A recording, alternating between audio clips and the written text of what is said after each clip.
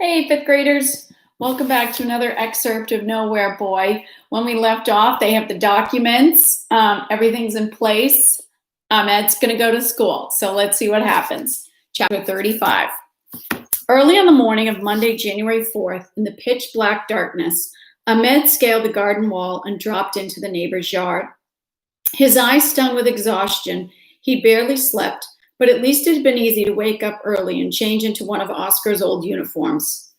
As he raced across the yard to the front gate, his backpack rattled softly with the school supplies Farah and Max had bought him. He kept an eye on the neighbor's house, but it remained dark. Past the School of Happiness at the end of the block was a small square. Trees ringed the side closest to the school. Ahmed took cover there, crouching in the shadows.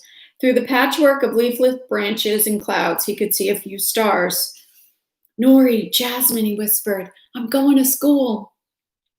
Did one of the stars wink back at him, or was it just his imagination? On the other side of the square, he could hear the hum of cars, the brakes of a bus, the occasional honk of a horn. Traffic was picking up. Long minutes passed, and more noises struck up out of the orchestra pit of darkness. The tinkle of a dog's leash. Sorry about that. The crash of a glass bottle in a recycling bin, the clack of footsteps and the murmuring of voices. As the night sky paled, kids began to trudge past the square. The little ones were with their parents, but some of the older ones walked by themselves or in groups, their shoulders slumped beneath backpacks. It was time.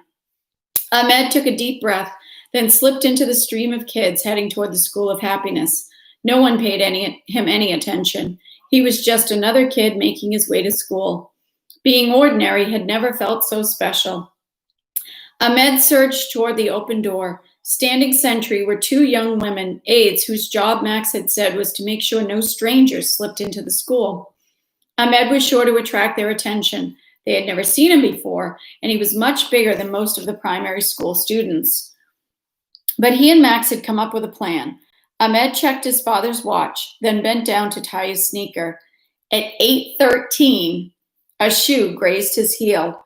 Ahmed looked up at Max without recognition.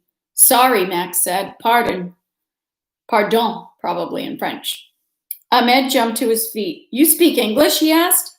"Yes," Max said, pretending to look surprised. "I look for my new class. Madame Legrand?" "That's my class," Max exclaimed. "Are you the new kid, the one from Syria?" Ahmed almost laughed at Max's overacting. "Yes, I am Ahmed." Max grinned. "Max," he said, "come on, I'll take you." He grabbed Ahmed's arm and whisked him inside. "Bonjour, madame," he said to one of the aides, then pointed to Ahmed. "Ahmed et vous? New." The aide smiled at him. "Bienvenue, Ahmed." Welcome. It was a word Ahmed had seen in the French books he'd been studying, but this was the first time someone had said it to him. He smiled back. "Merci." "Merci, madame," Max gently corrected. He waved Ahmed after him, squeezing through the crowded passageway into the courtyard. Ahmed looked around in every direction, trying to take it all in. The language, the clothes, the faces of the other students, all were different than back home. But the feeling of being lost in a confusing swirl was one he was used to after 6 months in Europe. At least here at school, there were universal rules he understood. A football flew through the air toward him. Ahmed instinctively trapped it. "Pas mal," shouted Oscar from across the courtyard. "Not bad." Ahmed slipped off his backpack and dribbled the ball around. He hadn't played football since he'd left Syria, but his favorite moves came back easily. He could feel eyes on him, kids watching. A boy he didn't know tried to kick it away, but Ahmed dribbled the ball diagonally, then faked him out. There was an appreciative murmur from some of the other kids. A bell rang and everyone scooped up their bags and scurried toward a door off the courtyard. Ahmed's audience was gone, but he knew they had noticed him, and it felt good to be noticed, not as a refugee or as a potential terrorist, but simply as a good footballer. He had nearly forgotten this about himself. After his father had died, being good at football had hardly seemed important. But at school, the skills counted for something. He counted for something. Madame Legrand didn't seem particularly happy about having another non-native French speaker in class. She sat Ahmed all the way in the back, at a desk that smelled faintly of musty old sandwiches. Ew. But Ahmed didn't care. The desk was his. He neatly stacked his new notebooks and folders inside it, lined up his pens and erasers, sharpened his pencils, enjoying the woody smell of lead and shavings. Fifth graders, you know how I love school supplies, especially a freshly sharpened pencil. Totally get it, Ahmed. Totally get it. Madame Legrand wrote something on the board. Ahmed took out one of his notebooks and opened it up to the first blank sheet. It reminded him of what he'd missed most about school. How each year you started fresh. Gone were last year's marked up notebooks, worn out pens, bent folders filled with work that wasn't always your best. What mattered wasn't who you were. It was who you could be. The morning flew by as Ahmed diligently copied everything on the board. Even though he didn't understand most of it, it felt good just to write in his notebook to decipher later. Math required no translation, and neither did the gentle string of words that Madame Legrand said to him as she checked his work. Her praise made him glow from the inside, like a house that had been waiting for someone to turn on the lights. What a lovely image, fifth graders. That's great descriptive language. Let me read that again. I love that. Her praise made him glow from the inside, like a house that had been waiting for someone to turn on the lights. Lunch returned him to a state of confusion. He had no idea where to sit. Max had warned that there were assigned seats, so he just stood around until an aide directed him to a table where he knew no one. He had just started to unwrap the soggy peanut butter sandwich Max had packed him when Farah appeared, trailing the aide behind her. Farah dragged him to another section of the cafeteria, where she filled up a tray with soup, vegetables, potatoes, and pudding and handed it to him. Then she pointed him to an empty seat at her table. Oh, way to go, Farah. He found himself surrounded by girls. This might have unnerved him were it not for the flavorful steam rising up from his tray that was making his stomach rumble. He couldn't remember the last time he had eaten a full, hot meal at a table. Can you imagine, fifth graders, not knowing when the last time you had a hot meal at a table was? He dove in, forgetting all about the girls. Only when he had scraped clean his soup bowl and plate and was stuffing the last of the pudding into his mouth did he look up and notice them staring. He stopped mid-bite, but put down his spoon and daintily wiped his mouth with his napkin so they wouldn't think he was a complete savage. At recess, he was immediately drafted into a game of football. There was no invitation, not in words anyway, just the ball rolling toward him, the shouts of kids he didn't know, the arrangement by some prior order into teams. Despite the chill, he found himself sweating. His breath came hard. He was out of shape after months of mostly lying around the cellar, but it felt good to run. He found himself calling out names, hearing his own. Ahmed, Ahmed. At first it was just Oscar shouting for a pass, but then he heard other voices. It was like a dream, with Max on the edges cheering as if each goal Ahmed scored was his own. Back inside the classroom, some of the boys called him by name. Madame Legrand pulled him aside and gave him a book of French verbs, writing down the pages he should study. She seemed to have decided that he was worthy of her attention. She also handed him a sheaf of forms, pour to maman, including the card his mother had to sign so he could walk home alone. Ahmed obediently nodded. Too soon, it seemed, the bell rang and everyone gathered up their books and bags and lined up in the hallway waiting for Madame Legrand to lead them down to the courtyard. It was fortunate that Ahmed was last because as they rounded the ground floor landing, it was easy for him to peel off the line unnoticed and dart into the hall. He found the janitor's closet at the end of it, unlocked, as Max and Oscar had said it would be, and slipped inside. Boy, fifth graders, they thought of everything, right? On this first day, without the signed card, he couldn't just walk out by himself without an aide stopping him.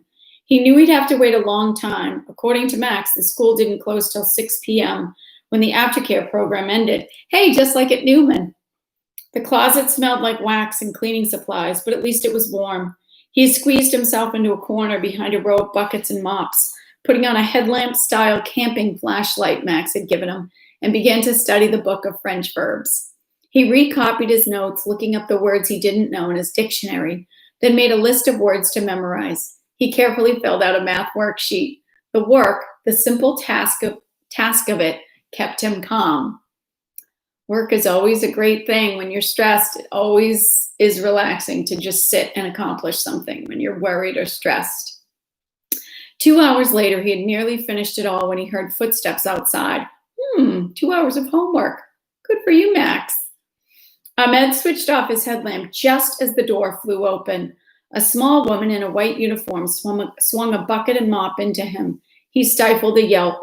She turned around, wedged a cleaning product onto a shelf. Ahmed tried not to move a muscle. She turned on the light. If she turned back toward him, she would certainly see him. But with a mutter, she turned it off and closed the door behind her. Phew! It took Ahmed several minutes to stop shaking. He was almost certain that she hadn't seen him. It was a good thing he had been sitting down. But what if she came back? For the next half hour, he sat in the dark, afraid to turn the headlamp back on. A sliver of light allowed him to make out the hands of his father's watch, and only at 6:15 did he dare move. Creeping to the door, opening it slowly, peeking out. The hallway was dark and deserted. The doors, Oscar had warned, would be alarmed. It was Ahmed himself who had come up with a solution. He scurried down the hall to the closest classroom. With the softest of thuds, he dropped out the window. A minute later, veiled by the darkness of the winter night, he scrambled over the wall. He waited by the holly bush till a flashlight blinked once in the living room window, Max's signal for all clear. But as he raced across the garden, he thought he saw a silhouette in a second-story window. Yikes. The figure vanished, and he hoped it was just the drapes playing tricks in his mind. He unlocked the door and tiptoed back into the cellar. Ahmed collapsed on his mat, still shaking, but there was no question in his mind of what to do. He would be back at the School of Happiness tomorrow. Chapter 36. Madame Pauline told me she's very pleased with your progress in French, Max's mother said one night over dinner. Do you feel like it's getting easier? Yeah, I guess so, Max said between bites of what had become their traditional Friday night dinner, a rotisserie chicken from the local halal butcher.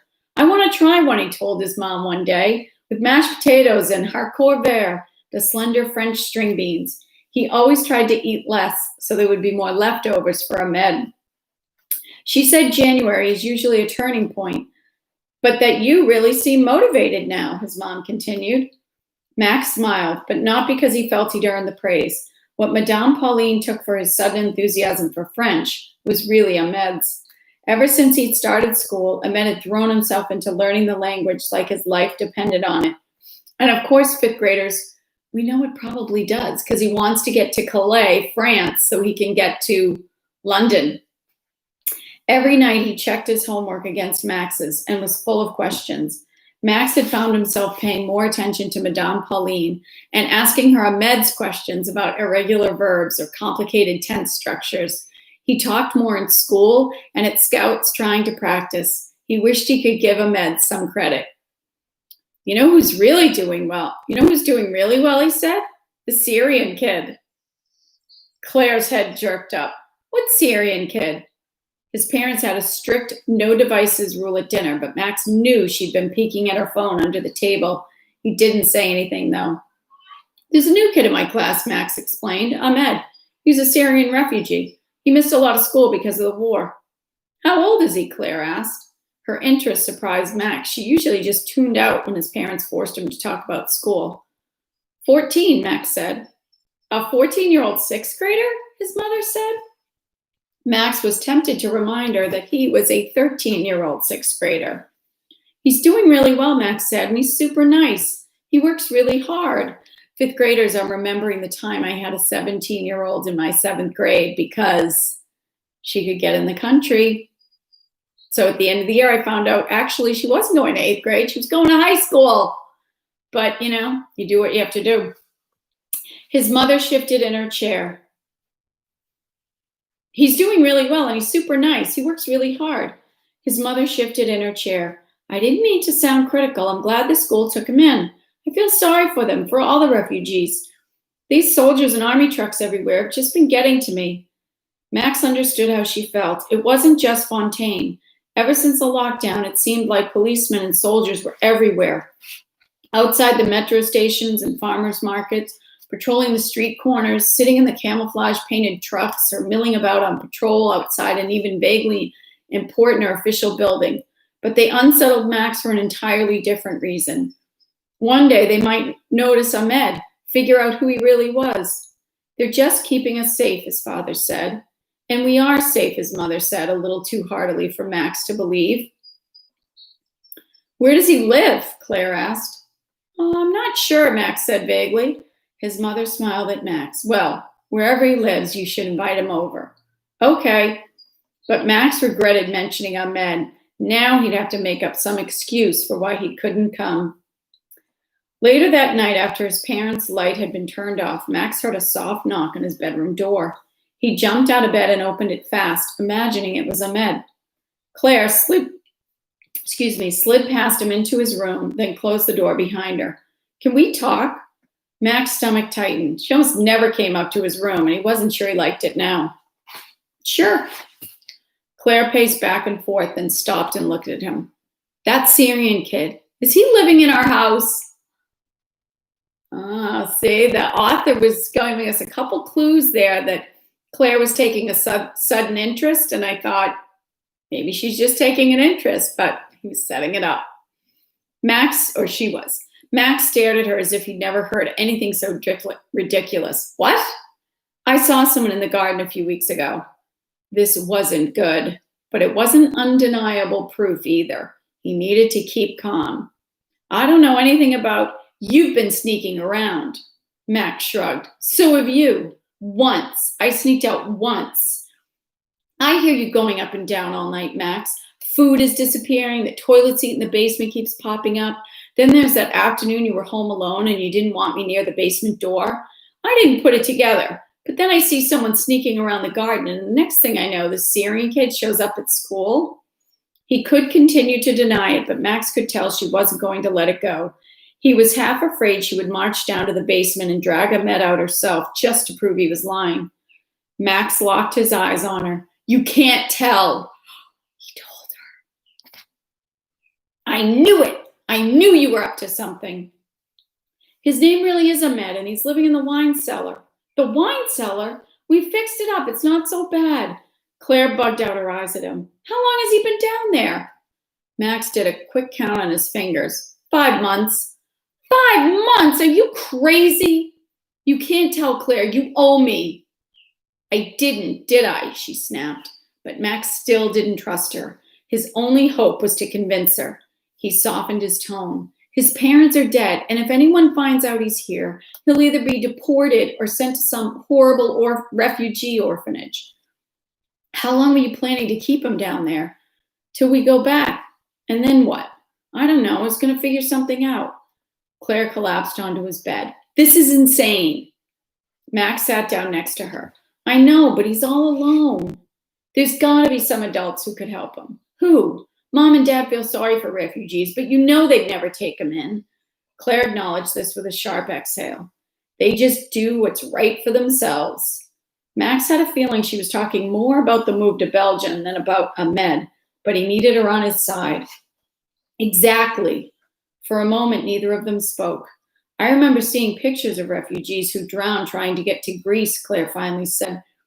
There was one of a really little kid, and fifth grader, I'm going to just edit a little bit of that sentence, but they found this little boy and he had drowned, and it went viral. And Claire says it was like the world didn't care. Max nodded. Maybe adults don't care, but we do. They sat silently side by side. You're a lot craftier than I thought, Claire finally said. Thanks, Max said sarcastically. No, seriously, how did you enroll him at Bonheur? But before he could answer, she held up her hand. Actually, don't tell me. I don't want to know anything more about it. Kind of reminds me of Number of the Stars. You don't even want to meet him? Claire thought about this for a minute. No, she finally said. I'm staying out of it. But you promised not to tell, right? I told you I wouldn't. But this is your brilliant mess, not mine. It was the first time Max realized she had referred to anything he'd done as brilliant. He tried not to let it bother him that she'd also used the word mess. So I'm going to read one more chapter because it's short. Chapter 37. One afternoon in the middle of February, Ahmed took a plastic chair from the basement and carried it out into the garden. Even though it was still cold and raw, the light was lingering a bit longer now. And on a rare sunny day like this one, it was just possible to imagine spring. 5 weeks had passed, wow, since Ahmed had started school. 25 days, and now it was a holiday week. As far as Ahmed could tell, the holiday, carnival, was about dressing up in fanciful costumes and parading around. At least this is what the youngest children at the School of Happiness had done. Kind of sounds like Halloween, right, guys? Everyone pretends to be someone they aren't, Max had explained. Ahmed stretched out his legs and watched the parakeets. With a smile, he thought about how he too was celebrating this strange upside-down holiday, at least in spirit. Max and his family were in London, and he had been playing their roles, cooking himself simple dinners in the kitchen, stretching out on the living room couch with his French books, rubbing Teddy under the chin or throwing around his toy mouse. The orchids sunbathed in the living room during the day and beneath the grow lamp at night. A few healthy new spikes had emerged. Ahmed knew from Max what days and times the cleaning woman was coming to feed Teddy, and always made sure they were back in the cellar by then. He still avoided the upper floors where the family slept, but otherwise he pretended the house was his own. It's kind of gutsy, don't you think? Someone's going to see a light when they're not supposed to be home, I think. Ahmed had brought his French verb book outside with him. Still studying, even on vacation. Loving Ahmed. He had resolved to study for at least 6 hours every day of the break. Even I wouldn't say that, guys. But the book lay unopened on his lap as his thoughts drifted. His father would have been so proud of how he was doing at school. He cheerfully did whatever extra work Madame Legrand suggested, raised his hand, especially in math, and had become a favorite of the lunch aides for never wasting food. Max, Oscar, and Farah were naturally his closest friends, but he made a few more, including a couple of boys who wanted him to join their after-school football club. Ahmed had declined. The club cost money, and he enjoyed having his afternoons free. Now that his mother had signed a pass so he could leave school on his own, he would either study with the others at Oscar's apartment or by himself at the library until it was dark enough to sneak home. "Tu là-bas? You, over there!" Uh-oh. The harsh voice made him jerk upright. His eyes locked on Inspector Fontaine's face, peering at him over the wall. "Oh no! Qu'est-ce que c'est tu fais?" Ahmed rose so fast that he knocked over the chair. He was too panicked to understand, but some instinct told him not to run. Inspector Fontaine scaled the wall and with a practiced leap jumped down. "You speak English?" Ahmed nodded. The policeman strode toward him. "What are you doing here?" Ahmed opened his mouth, but no words came to him. The cop was coming closer, close enough to reach out and grab him. "I know the family is not home." "I am." Ahmed looked around frantically, trying to think of a reason for him to be there. Any ideas, fifth graders? His eyes landed on the overgrown bushes and the wild tangle of ivy on the walls. Suddenly, he remembered what Max had told him about the cop's obsession with the garden. "Howard family, pay me to clean garden." He shrank back, still expecting the cop to grab him, but Inspector Fontaine stopped his charge and let out a bitter laugh. "Finally," he said, "they find a gardener. But do they pay you to sit?" I am just to start," Ahmed said. He glanced back, grateful that a rake and shovel had been left in sight by the basement door. I have seen you before." Ahmed turned back to find Fontaine's eyes narrowed. "I go to École de Bonheur," Ahmed said, pointing toward the school. "I am friend, un ami de Max." "So you do speak some French?" "I am new. I am learning. My English is—" "Where are you from?" Inspector Fontaine interrupted. Ahmed thought it unwise to lie. "Syria." "Ah, and so the Americans have given you a job. They should take more of you into their country. But they love to start wars, not solve the problems they cause for the rest of the world." Ooh, he doesn't have a favorable view of Americans, does he, fifth graders? Or at least of their policy. Ahmed didn't know what to say to this, so he said nothing. Inspector Fontaine sighed. "At least they finally take care of the garden. It was once not like this. This was my grandfather's house, and he kept the garden himself. I spent my boyhood playing here. But what do you know about gardens? How old are you?" 14, Ahmed said. My father and grandfather keep a garden. Inspector Fontaine gave a snort. They should be doing the job then. They are dead. Oh. Fontaine's expression softened, but only for a moment. So the family gave you a key? He doesn't even say he's sorry to Max. What a jerk. So hard and cold. Ugh. Sorry. So the family gave you a key? The police officer shook his head as if he thought Max's parents very naive. What's your name? Ahmed. Better you work, Ahmed, and not become a radical like the boys in Molenbeek. I am not like that, Ahmed assured him. I like garden. I like to check up on it. Fontaine gave Ahmed a meaningful look as if to remind him that he would be keeping an eye on Ahmed as well. Then he gazed out over the garden. It was a beautiful garden once. I cannot imagine that you know how to take care of it. There are no gardens like this in Syria. Ahmed was tempted to say, how do you know? My grandfather had garden store, he said instead. Inspector Fontaine raised an eyebrow as if he didn't believe him. Bon chance, Ahmed. Good luck.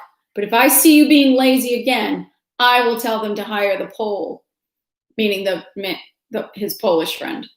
Ahmed nodded, then walked down to the basement door and grabbed the rake.